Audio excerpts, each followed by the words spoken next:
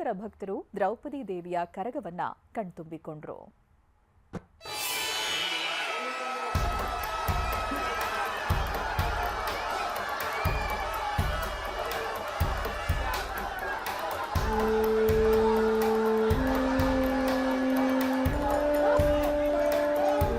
ಅದ್ದೂರಿ ಕರಗಕ್ಕೆ ಹೂವಿನ ಮಳೆ, ದ್ರೌಪದಮ್ಮನ ಉತ್ಸವಕ್ಕೆ ಹೂವಿನ ಹಾಸಿಗೆಯ ಸ್ವಾಗತ. ಎಲ್ಲೆಲ್ಲೂ ಅಲಂಕಾರ, ಎಲ್ಲೆಲ್ಲೂ ಭಕ್ತ ಸಾಗರ. ಈ ಭಕ್ತ ಸಾಗರದ ಮಧ್ಯೆಯೇ ಐತಿಹಾಸಿಕ ಶಕ್ತ್ಯೋತ್ಸವದ ಮೆರವಣಿಗೆ ಸಾಗಿತ್ತು.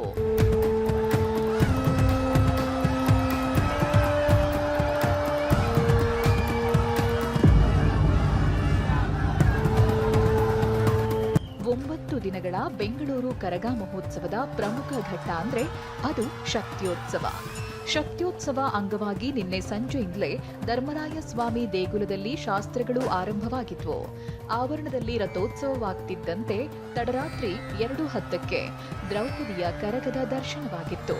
ದೇವಾಲಯದಲ್ಲಿ 3 ಪ್ರದಕ್ಷಿಣೆ ಹಾಕಿದ ಕರಗ ದೇವಸ್ಥಾನದಿಂದ ಹೊರಬಂದು ನೆರೆದಿದ್ದ ಲಕ್ಷಾಂತರ ಭಕ್ತರಿಗೆ ದರ್ಶನ ನೀಡಿತ್ತು.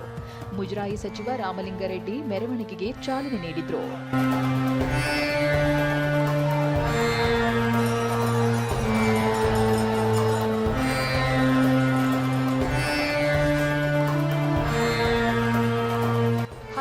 ಬಾರಿಗೆ ಕರಗ ಹೊತ್ತಿದ್ದ ಯಜ್ಞಾನೇಂದ್ರ ಸ್ವಾಮಿ ದಾರಿಯುದ್ದಕ್ಕೂ ಭಕ್ತರಿಂದ ಪೂಜೆ ಸ್ವೀಕರಿಸುತ್ತಾ ಸಾಕ್ತಿದ್ರು. ಕರಗದ ಮೂಲದ ದೇವಿ ದರ್ಶನ ಪಡೆದ ಭಕ್ತರು ಪುಳಕಿತರಾಗಿದ್ರು.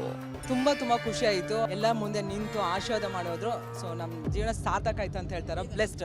ತುಂಬಾ ಖುಷಿ ಆಗಿದೆ. ಯಾಕಂದ್ರೆ 16 ವರ್ಷ ಇಷ್ಟು ನಿಯತ್ತಾಗಿ ಭಕ್ತಿಯಿಂದ ನಿಯಮವಾಗಿ ಎಲ್ಲ ಪಾಲಿಸ್ಕೊಂಡು ಬಂದು ಎಲ್ಲರಿಗೂ ಒಳ್ಳೇದಾಗಲಿ ಅಂತ ಭೂಮಿ ತಾಯಿ ನಮ್ಮ ದ್ರೌಪದಿ ಅಮ್ಮನ ದರೆ ಕರೆದು ಎಲ್ಲರಿಗೂ ಆಶೀರ್ವಾದ ಮಾಡ್ತಾರಲ್ಲ.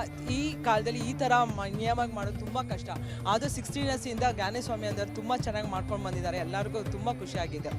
ಬೆಂಗಳೂರು ಕರಗ ಉತ್ಸವಕ್ಕೆ ಜಾತಿ ಮತ ಭೇದ ಇಲ್ಲ. ಇದಕ್ಕೆ ಉದಾಹರಣೆ ಎಂಬಂತೆ ಮಸ್ತಾನ್ ಸಾಬ್ ದರ್ಗಾದಲ್ಲಿ ಕರಗಕ್ಕೆ ದೃಷ್ಟಿ ತೆಗೆಯಲಾಯಿತು. ಶತಮಾನಗಳಿಂದಲೂ ಈ ಆಚರಣೆ ನಡೆಯುತ್ತಲೇ ಬಂದಿದೆ.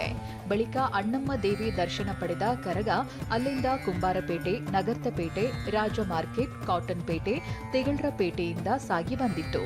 ಮರಳಿ ದೇಗುಲಕ್ಕೆ ಬರುವಷ್ಟರಲ್ಲಿ ಮಧ್ಯಾಹ್ನವಾಗಿತ್ತು. ಇಂದು ಮಧ್ಯಾಹ್ನ ಕರಗ ಮೆರವಣಿಗೆ ಅಂತ್ಯವಾಗಿದ್ರೂ ಈ ರಾತ್ರಿ ಗಾವು ಸಿಗಿಯೋ ಕಾರ್ಯ ಇದೆ. ಅದಾದ ಬಳಿಕ 2026ರ ಬೆಂಗಳೂರು ಕರಗ ಮಹೋತ್ಸವಕ್ಕೆ ತೆರೆ ಬೀಳಲಿದೆ. ಕಿರಣ್ ಸೂರ್ಯ, TV9 ಬೆಂಗಳೂರು.